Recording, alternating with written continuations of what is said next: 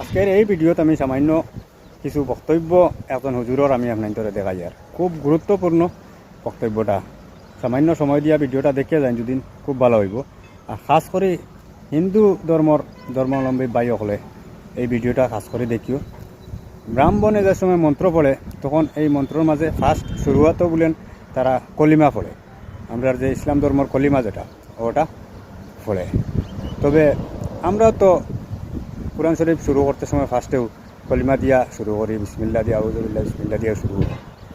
এই ভিডিওটার মধ্যে আপনারা দেখলে সারা সম্পূর্ণ বুঝাইবা। এতে কোনো ধর্মরে আমি ছোটো করবার লাগিয়া এই ভিডিওটা আমি ছাড়ছি এলা করছি না। এই যে হুজুরেই একদিন হিন্দু ধর্মর আসলা তাই নিজে এই ধর্মর ব্যাপারে রিচার্জ করিয়া এরপরে তাইনও নিজে এই মুসলিম ধর্ম আইতে বাধ্য হয়েছে। তোরা ওয়াজটা শুনিয়া যাবকা। যখন পুজোর মণ্ডপে দাঁড়ায় অর্চনা পাঠ করে তখন একবারও কালীর নাম নেয় না, সরস্বতীর নাম নেয় না, দুর্গার নাম নেয় না। তার আগে থেকে যে মন্ত্রগুলো আসে সেগুলোও কিন্তু জেনে রাখবেন, একবারও দুর্গার নাম আসে না। মহালয়ার সময় কান খাড়া করে শুনবেন, যা দেবী সর্বভূতে অন্তরাতে অবিসমঃ নমস্তস্যৈ নমস্তস্যৈ নমস্তুতে নমো নমঃ।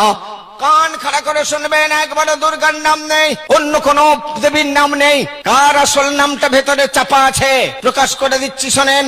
মুসলমান যেমন আল্লাহ বলে আল্লাহ, কুল বলে দাও আল্লাহু আহাদ, আল্লাহ এক। হিন্দু ভাইও বলে সেই আল্লাহ এক। অল্লং জ্যৈষ্ঠং শ্রেষ্ঠং পরমং পূর্ণং ব্রহ্মাণ ওয়াল্লম।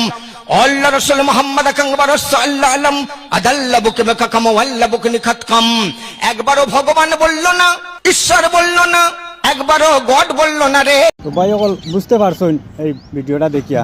অ্যাকচুয়ালি আমি সামান্য একটু ঘোরা লাগাইছি।